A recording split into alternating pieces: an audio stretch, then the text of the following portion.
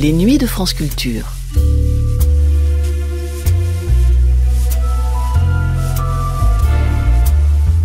Les nuits de France Culture, une mémoire radiophonique. Un diable d'homme qu'on ne peut jamais coincer, c'est ce que disait Roland Barthes de Roman Jakobson dans l'émission qui va suivre, le 6e volet de la série que Rosine et Robert Georgin consacraient au grand linguiste en 1977. Roland Barthes y décrivait de quelle importance avaient été les travaux de Jakobson pour toute une génération d'écrivains, de critiques et de chercheurs, expliquant qu'avant tout autre, il avait su établir la jonction entre la linguistique et tout le monde de la création. En abordant la question du langage écrit, et donc de la création littéraire, cette émission rappelait la place essentielle occupée par la poésie dans l'existence et les recherches de Roman Jakobson. Le linguiste, avant d'évoquer ses écrits poétiques de jeunesse, y expliquait la distinction qu'il convenait de faire entre poésie et fonction poétique, en prononçant une phrase qui, aujourd'hui peut-être plus que jamais, devrait capter notre attention. Sans la fonction poétique, le langage est mort. Hommage à Roman Jakobson, 6e d'une série de 14 émissions, Pourquoi l'écriture, diffusée la première fois le 12 novembre 1977 sur France Culture.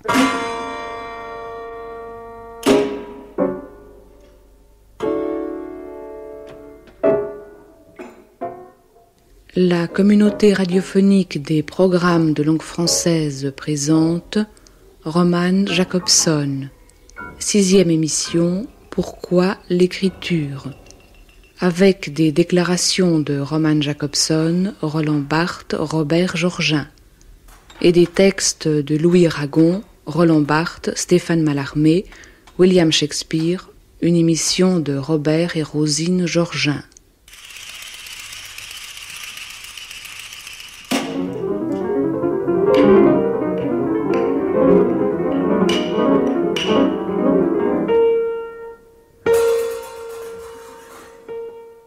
La fonction poétique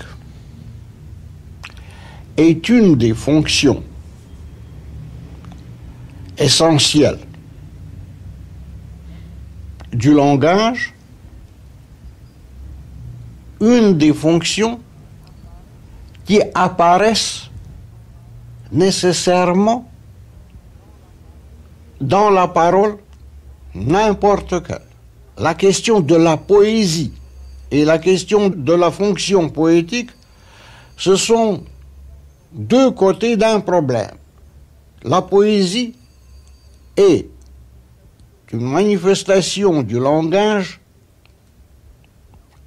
où la fonction poétique, l'attention directe vers le mot lui-même, l'expression elle-même, le rapport entre les sons et le sens, tous ces phénomènes-là sont mis à la première place. Ils dominent. Et alors nous savons, ça, c'est une œuvre poétique.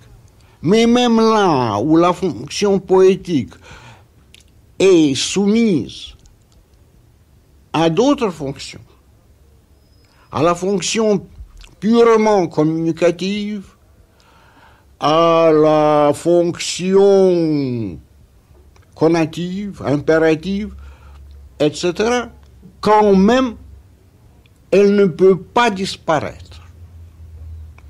Sans la fonction poétique, le langage est mort pour nous.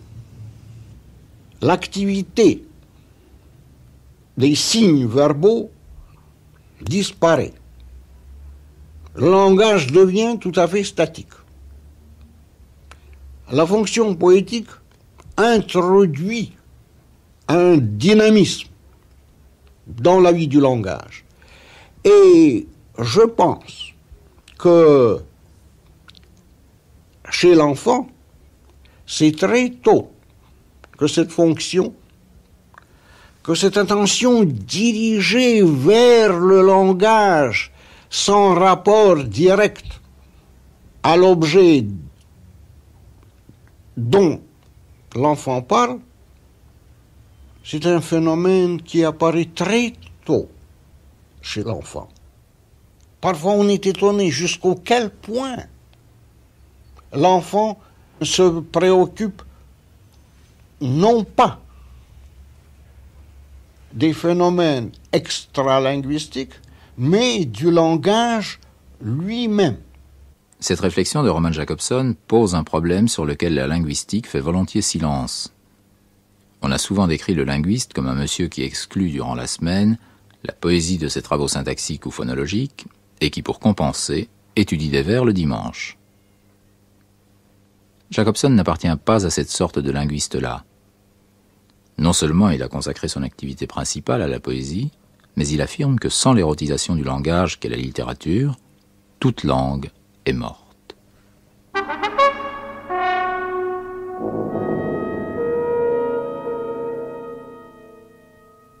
Le texte que vous écrivez doit me donner la preuve qu'il me désire. Cette preuve existe. C'est l'écriture. L'écriture est ceci: la science des jouissances du langage, son Kamasutra. De cette science, il n'y a qu'un traité, l'écriture elle-même. Cette citation est de Roland Barthes. Elle révèle une telle convergence entre Barthes et Jakobson que nous n'avons pu résister au plaisir, à la jouissance, dirait Barthes, d'interroger le premier sur le second.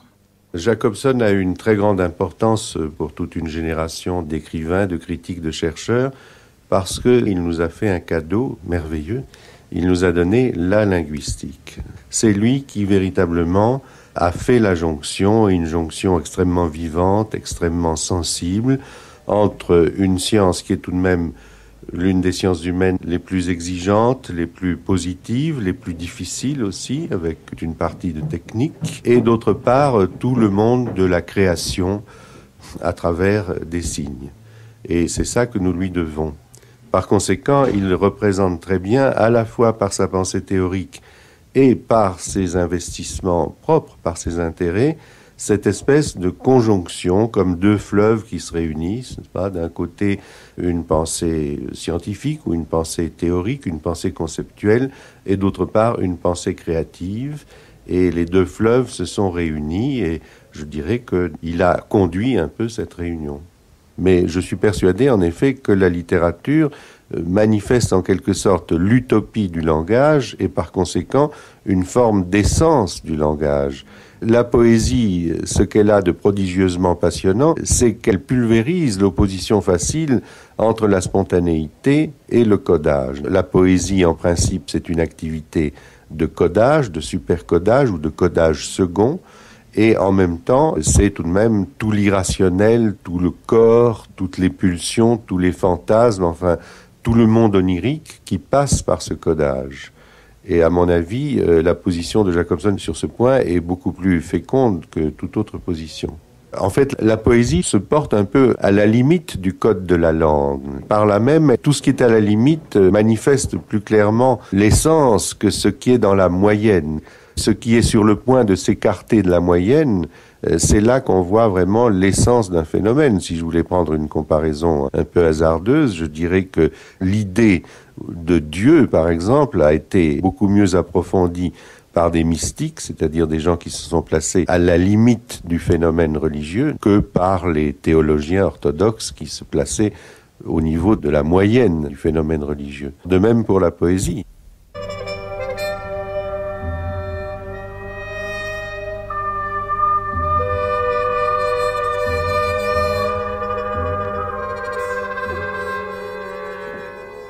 Mais pourquoi ce privilège accordé à la littérature et à la poésie ? Pourquoi cette fascination exercée par elle à travers toutes les sociétés ? Pourquoi surtout une telle persistance dans la durée à travers l'écroulement des empires et des civilisations ? Toujours, le texte survit à la cité. Ce n'est certes pas un hasard. Robert Georgin. Bien d'abord, il faut remarquer que le texte, c'est la parole transcrite. Et la parole, comme on l'a souligné depuis toujours, c'est ce qui, radicalement, sépare l'homme de l'animal. Mais transcrire la parole par l'écriture, ce n'est pas seulement conserver une parole autrefois volante, c'est surtout se donner le pouvoir de jouer avec elle en raffinant, en jonglant, en précisant ce qu'on pense.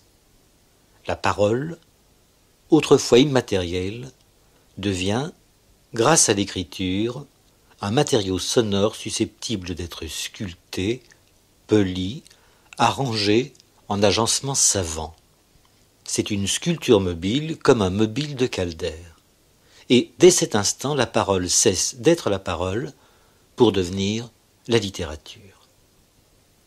Or, on soupçonne maintenant la littérature de véhiculer un savoir, et même le savoir le plus sûr et le plus attesté sur l'homme. Pendant des siècles, ce savoir sur l'homme, sur ce qu'est l'homme, a été véhiculé de manière inconsciente par le poète et les écrivains. À présent, il devient de plus en plus conscient. Le tournant se situe au XIXe siècle avec Baudelaire d'abord, avec Mallarmé ensuite. À partir de Mallarmé, la réflexion linguistique vient épauler la création littéraire et vice-versa. Aujourd'hui, un pas décisif a été franchi, dont témoignent des hommes comme Jacobson ou Roland Barthes. Aujourd'hui, on ne peut plus rien écrire qui ait chance de durer si on ne s'arme pas d'abord de science. Et si la littérature a tellement d'importance, c'est parce que sa démarche est essentiellement ce qui spécifie le plus fondamentalement l'homme, c'est l'imagination créatrice, ou, plus justement, comme Monod l'appelle, la fonction de simulation. L'homme simule quelque chose qui n'existait pas, et en le simulant, il le crée. Il le fait passer du non-être au réel, et il modifie l'univers en y ajoutant quelque chose. Par exemple, la théorie de la relativité, pour Einstein, ou Hamlet, prince de Danemark, pour Shakespeare. L'un n'étant ni plus ni moins important que l'autre. Et il est faux de dire qu'on découvre à ce moment-là une part de réel ou de vérité dans l'univers. La vérité, c'est qu'on invente un nouveau réel, une nouvelle vérité qui avant n'existait pas. Inventer l'œuvre de Shakespeare, ou la religion chrétienne, ou la théorie de la relativité, c'est, dans les trois cas, créer, à partir du néant, c'est inventer à l'âge adulte, en jouant, comme seul invente l'enfant. Métaphysique des lieux, c'est vous qui bercez les enfants, c'est vous qui peuplez leurs rêves. Ces plages de l'inconnu et du frisson, toute notre matière mentale les borde. Pas un pas que je fasse vers le passé, que je ne retrouve ce sentiment de l'étrange, qui me prenait quand j'étais encore l'émerveillement même, dans un décor où pour la première fois me venait la conscience d'une cohérence inexpliquée et de ses prolongements dans mon cœur. Toute la faune des imaginations et leur végétation marine, comme par une chevelure d'ombre, se perd et se perpétue dans les zones mal éclairées de l'activité humaine. C'est là qu'apparaissent les grands phares spirituels, voisins par la forme de signes moins purs. La porte du mystère, une défaillance humaine l'ouvre, et nous voilà dans les royaumes de l'ombre. Un faux pas, une syllabe achoppée révèle la pensée d'un homme. Il y a dans le trouble des lieux de semblables serrures qui ferment mal sur l'infini. Là où se poursuit l'activité la plus équivoque des vivants, l'inanimé prend parfois un reflet de leur plus secret mobile. Nos cités sont ainsi peuplées de sphinx méconnus, qui n'arrêtent pas le passant rêveur s'il ne tourne vers eux sa distraction méditative, qui ne lui pose pas de questions mortelles. Mais s'il sait les deviner, ce sage, alors que lui les interroge, ce sont encore ses propres abîmes que, grâce à ces monstres sans figure, il va de nouveau sonder.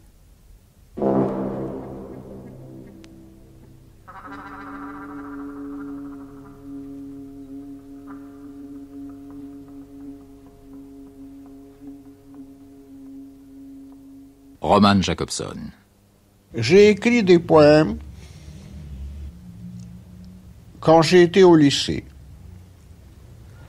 Et quelques de ces poèmes ont été publiés par l'un des poètes futuristes russes, un poète et un penseur très original. C'est Alexei Khrouchtchev. Je dois dire que j'ai fait des poèmes jusqu'à l'année 1918, quand je suis tombé malade d'un typhus très dangereux. J'étais malade avec des températures très hautes et avec un délire continuel pendant des semaines. Et je dois dire qu'encore ce délire continuait à être pour moi une réalité. Je n'ai pas vu la différence entre la réalité et ce délire encore un certain temps après. Et c'est très intéressant que cette forme de typhus, qui, à ce qu'on m'a dit, change beaucoup la mentalité du malade, a été pour moi un moment qui a mis fin à mes essais poétiques. Je ne suis plus jamais revenu à la production des poèmes, et c'est surtout l'étude des poèmes qui m'a préoccupé de plus en plus. Ô rêveuse, pour que je plonge au pur délice son chemin, sache par un subtil mensonge garder mon aile dans ta main. Une fraîcheur de crépuscule te vient à chaque battement, dont le cou prisonnier recule l'horizon délicatement. Vertige, voici que frissonne l'espace comme un grand baiser qui, fou de n'être pour personne, ne peut jaillir ni s'apaiser. Sens-tu le paradis farouche, ainsi qu'un rire enseveli, se couler du coin de ta bouche au fond de l'unanime pli? Le sceptre des rivages roses, stagnant sur les soirs d'or, ce lait, ce blanc vol fermé que tu poses contre le feu d'un bracelet.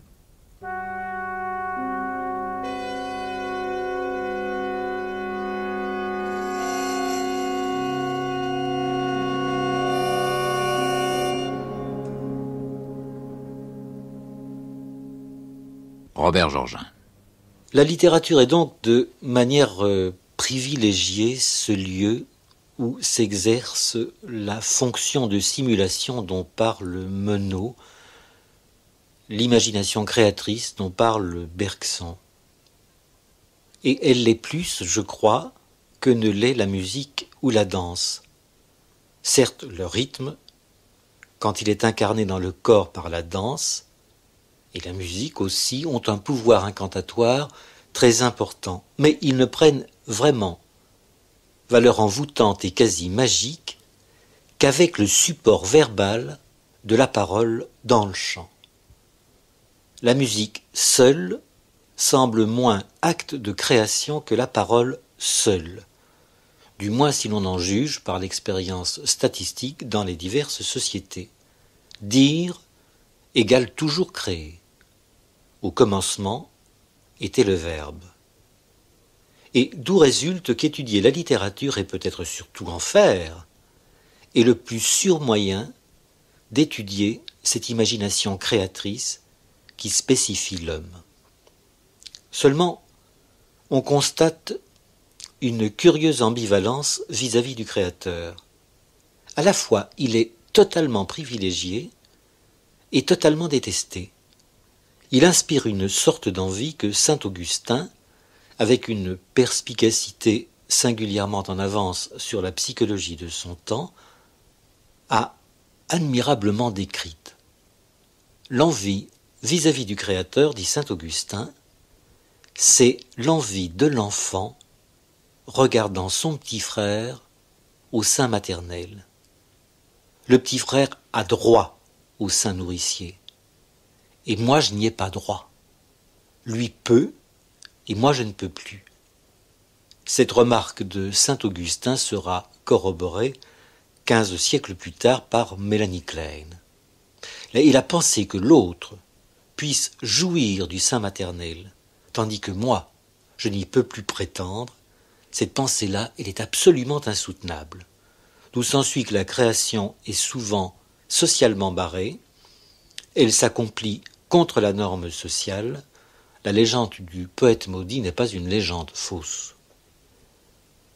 Il y a un poète qui, plus que tout autre, a décrit l'envie, peut-être parce qu'il en subissait les effets contre sa personne, et peut-être aussi parce qu'il était habité par elle. Toute l'œuvre de Shakespeare est hantée par l'envie, la monstrueuse envie de Iago qui s'apparente à l'avarice. Mets de l'argent dans ta bourse. Suis l'expédition. Altère ta physionomie par une barbe usurpée. Je le répète. Mets de l'argent dans ta bourse. Il est impossible que Desdémone conserve longtemps son amour pour le mort. Mets de l'argent dans ta bourse. Et le mort, son amour pour elle. Le début a été violent. La séparation sera l'avenant, tu verras. Surtout, mets de l'argent dans ta bourse. Ces morts ont la volonté changeante. Remplis bien ta bourse. La nourriture, qui maintenant est pour lui aussi savoureuse qu'une grappe d'acacia, lui sera bientôt aussi amère que la coloquinte. Quant à elle, si jeune, il faut bien qu'elle change. Dès qu'elle se sera rassasiée de ce corps-là, elle reconnaîtra l'erreur de son choix. Il faut bien qu'elle change, il le faut. Par conséquent, mets de l'argent dans ta bourse. Si tu dois absolument te damner, trouve un moyen plus délicat que te noyer. Réunis tout l'argent que tu pourras. Si la sainteté d'un serment fragile échangé entre un aventurier barbare et une rusée vénitienne n'est pas chose trop dure pour mon génie et pour toute la tribu de l'enfer, tu jouiras de cette femme. Aussi trouve de l'argent. Peste soit de la noyade. Elle est bien loin de ton chemin. Cherche plutôt à te faire pendre après ta jouissance obtenue qu'à aller te noyer avant. Te dévoueras-tu à mes espérances si je me rattache à cette solution? Tu es sûr de moi? Va, trouve de l'argent. Je te le dis souvent. Je te le redis.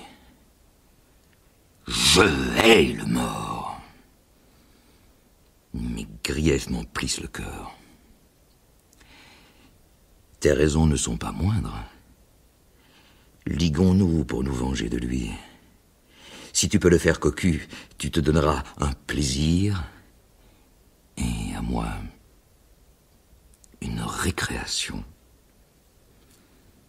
Il y a dans la matrice du temps bien des événements dont il va coucher. En campagne, va, munis-toi d'argent. Demain, nous reparlerons de tout ceci. Adieu. Où nous reverrons-nous dans la matinée? À mon logis. Je serai chez toi de bonne heure. Bon, adieu.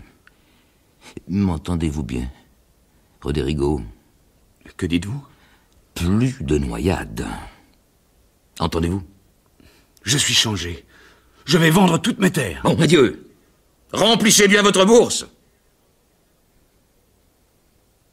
Voilà comment je fais toujours ma bourse de ma dupe. car ce serait profaner le trésor de mon expérience que de dépenser mon temps avec une pareille bécasse, sans en retirer plaisir ni profit. Je hais le mort. On croit de par le monde qu'il a entre mes draps rempli mon office d'époux. J'ignore si c'est vrai. Mais moi, sur un simple soupçon de ce genre, j'agirai comme sur la certitude.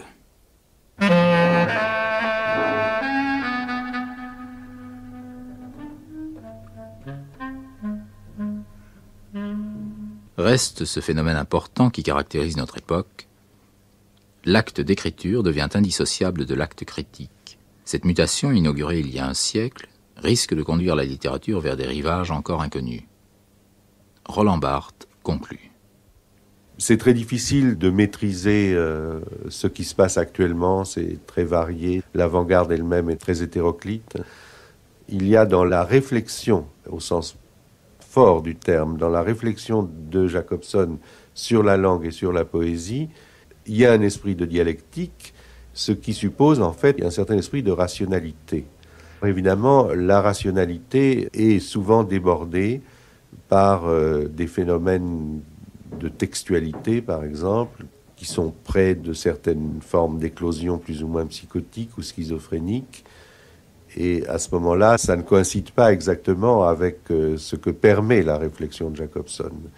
Mais à peine ai-je profilé ce divorce que je me dis que, en même temps, Jacobson est l'un de ceux qui a réfléchi avec le plus d'acuité et je dirais le plus d'ouverture sur des phénomènes comme justement les rapports de la schizophrénie et de la poésie, à propos d'Hölderlin par exemple. Donc je dirais que c'est un diable d'homme et qu'on ne peut jamais le coincer. On va vers un brouillage important des fonctions reconnues jusqu'ici comme séparées, d'un côté le critique, de l'autre l'écrivain. Il ne va plus y avoir qu'un seul producteur de texte, je ne sais pas comment on l'appellera, peu importe, mais de toute manière, on va vers une abolition des genres, j'en suis persuadé. En tout cas, pendant un certain temps. Par conséquent, effectivement, il n'y a plus aucune pertinence à opposer le critique à l'écrivain.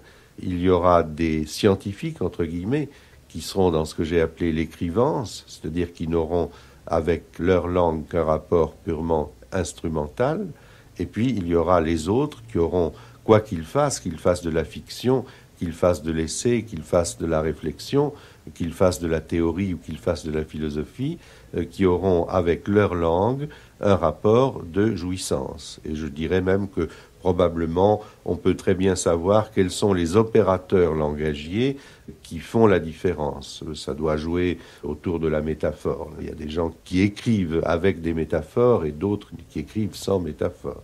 C'est un peu comme ça que ça se passera. Ça sera la seule dichotomie, la seule opposition. Alors, pourquoi est-ce qu'il y a des gens qui ont cette espèce de perversion de l'écriture, c'est-à-dire qui mettent dans la pratique d'écrire une rentabilité, si j'ose dire, de jouissance? Ça, c'est un énorme problème auquel on ne peut pas encore répondre. Ça, je crois que personne ne peut me démentir sur ce point-là. Ce que nous savons depuis 10 ou 15 ans, parce que ça a été remué par des tas de chercheurs, justement comme Jacobson, c'est qu'il y a une jouissance d'écrire. Ça, c'est sûr, alors qu'au fond, on ne le savait pas autrefois. On ne le formulait pas dans ces termes-là. Mais en quoi consiste-t-elle? Quelle est-elle? On ne le sait pas. De toute manière, la psychanalyse ne s'est jamais vraiment occupée de l'écriture. Je dirais que c'est l'un de ses points faibles. Et donc, si la psychanalyse ne s'en est pas occupée, nous avons encore plus de mal, nous, à nous en occuper pour savoir ce qu'est la jouissance d'écrire. Plaisir, jouissance. Terminologiquement, cela vacille encore. J'achoppe, j'embrouille. De toute manière, il y aura toujours une marge d'indécision. La distinction ne sera pas source de classement sûr. Le paradigme grincera. Le sens sera précaire, révocable, réversible. Le discours sera incomplet.